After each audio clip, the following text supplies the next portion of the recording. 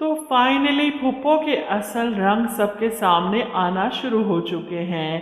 पहले तो सिर्फ अज़रा चीखती चिल्लाती थी और कोई इसकी बात नहीं सुनता था। अब तो फरहत को भी यकीन हो चुका है कि अज़रा भाभी सच ही कह रही थी। और इधर वासिफ भी अपने कानों से फुप्पो बेगम की बातें सुन लेता है जब वो फरहत को सुना रही थी।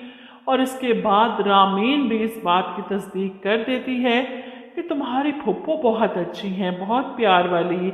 बल्कि मेहंदी पर भी इन्होंने मुझे इनवाइट किया था और अगले दिन बारात पर भी मुझे फ़ोन करके पूछ रही थी कि मैं आई क्यों नहीं, मैं इनसे मिलना चाहती हूँ दोबारा।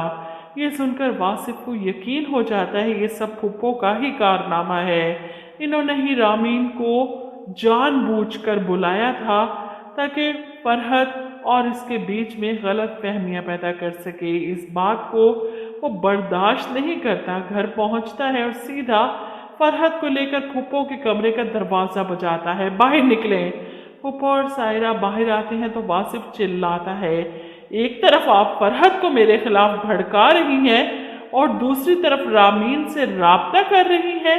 इस पर फुप्पो बेगम चिल्लाती है, मेरा क्या मकसद है तुम दोनों में दूरियां पैदा करने का, बनती तुम दोनों की आपस में नहीं और इल्जाम मुझ पर। ये जो आवाज फुप्पो की निकल रही है ना अब, ये सिर्फ इस वजह से कि जमाल ने ये घर इनके नाम कर दिया है। वो अब घर वालों को खातिर में नहीं लाने वाली। अज़रा की तो खुशी का ठिकाना नहीं कि शुक्र है इसके अलावा भी किसी और को फुप्पो बेगम की असलियत समझ आई। इसलिए वो फरहत और वासिफ के जाते ही फुप्पो को ताना देती हैं कि इस घर में अब तुम्हारे खिलाफ बगावत शुरू हो चुकी है, खैर मनाओ, देखो कितने दिन बाकी हैं इस घर में तुम दोनों माँ बेटी के। इन सबके जाते ही कमरे में आते सायरा अपनी माँ से कहती है कि हम इन लोगों की बातें क्यों सुन रहे हैं, सब कुछ हमारे पास है, इन्हें मुंह तोड़ जवाब दें, बदतमीजी करने की जुर्रत कैसे हुई इनकी। जिस पर फुप्पो बेगम कहती हैं कि बस थोड़े दिनों की बात है, फिर मैं इन सबको खुद धक्के देकर इस घर से निकाल बाहर करूंगी।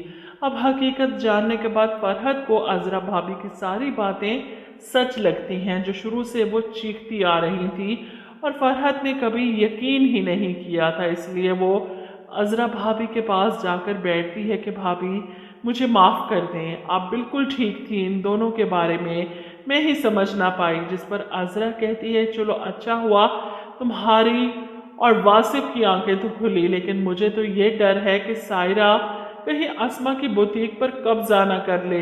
लेकिन जिस नीयत से वो अस्मा की बुटीक पर गई है ना, ये होकर रहेगा, तुम देख लेना।